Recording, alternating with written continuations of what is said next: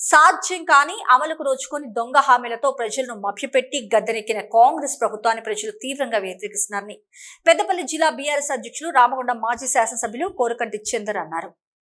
బుధవారం రామగుండం నియోజకవర్గ పరిధిలోని అంతర్గా మండలం మురుమూరు, ఎగ్లాస్పూర్లోని గ్రామాల్లో ఉపాధి హామీ కార్మికులను కలుసుకుని మాట్లాడారు. ఈ సందర్భంగా కోరకంటి చంద్ర మాట్లాడుతూ తెలంగాణ రాష్ట్రం ఏర్పడక ముందు ఏ ప్రభుత్వం కూడా తెలంగాణ ప్రజల సంక్షేమాన్ని కోరుకోలేదని అన్నారు.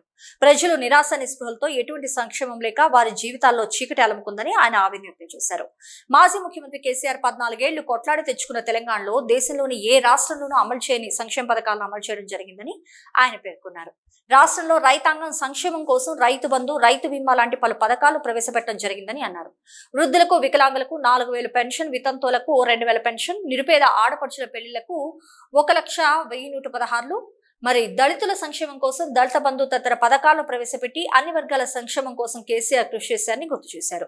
గత అసెంబ్లీ ఎన్నికల సమయంలో పెన్షన్ 4000, రైతు బంధు 15,000, ప్రతి ఆడపడుచుకు 2,500, క్వింటాల్కి బోనస్ 500, 500 రూపాయలకే గ్యాస్ కనెక్షన్ లాంటి పలు హామీలను 100 రోజుల్లోనే అమలు చేస్తామని మోసపూరితంగా హామీలు ఇచ్చి కాంగ్రెస్ పార్టీ ఇప్పటికీ నెరవేర్చలేదని పేర్కొన్నారు.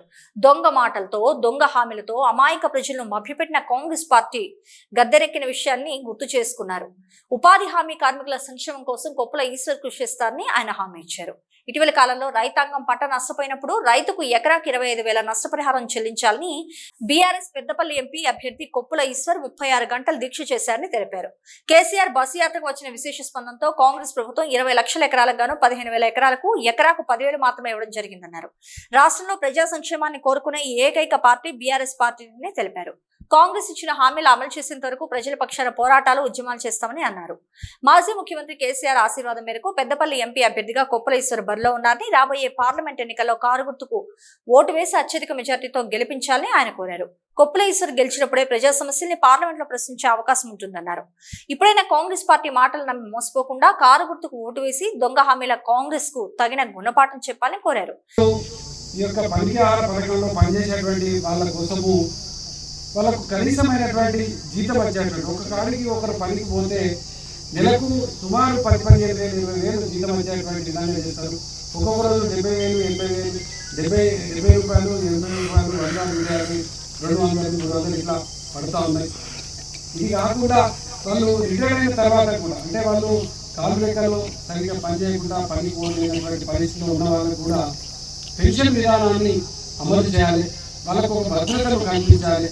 వాళ్ళకి ఏదైనా ప్రాణహాని జరిగినా కూడా వారికి రక్షించేటువంటి విధంగా ఒక పద్ధతి ప్రకారం వారికి పెద్ద ఎత్తున సహకారం అందించాలనేటువంటి డిమాండ్ కూడా నడుస్తూ ఉన్నది. దీనికోసం ఆనాడు కాంగ్రెస్ పార్టీ కానీ, ఈరోజు ఉన్నటువంటి బీజేపీ పార్టీ కానీ ఇవేవి కూడా అధ్యయనం కాదు. కాబట్టి ఇలా బీఆర్ఎస్ పార్టీ ఆనాడు తెలంగాణ కోసం 14 ఏళ్ళు పోరాటం చేసింది.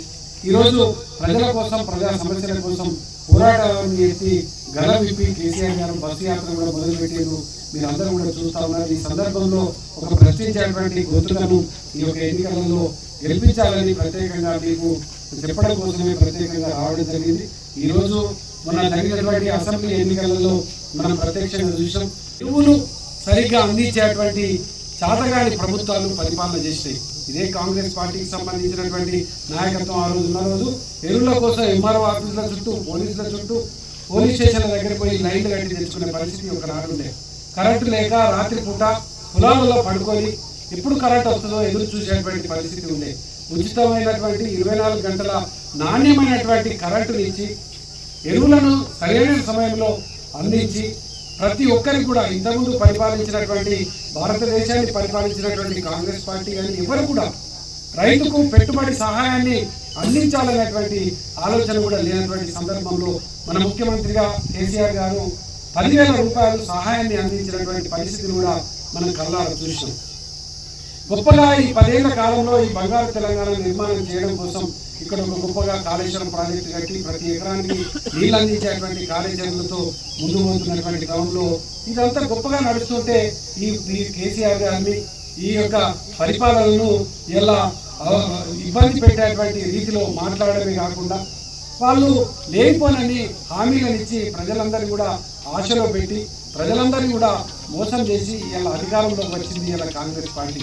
ఇలా ఎందుకు మోసం చేసింది అని అనాల్సిన పరిస్థితి వచ్చింది అంటే వాళ్ళు 2000 మన కేసీఆర్ గారు 200 నుంచి 2000 పెన్షన్ చేస్తే 2000 నుంచి 4000 రూపాయలు పెన్షన్ చేస్తానన్నారు. రైతు బంధు 10,000 రూపాయలు ఇస్తే 15,000 రూపాయలు ఇస్తామని అన్నారు. 1,00,000 రూపాయలు రుణమాఫీ అయితే 2 లక్షల రుణమాఫీ అన్నారు. ఆయన వెంట జెడ్పీటీసీ అమల నారాయణ, నాయకులు, కార్యకర్తలు ఉన్నారు.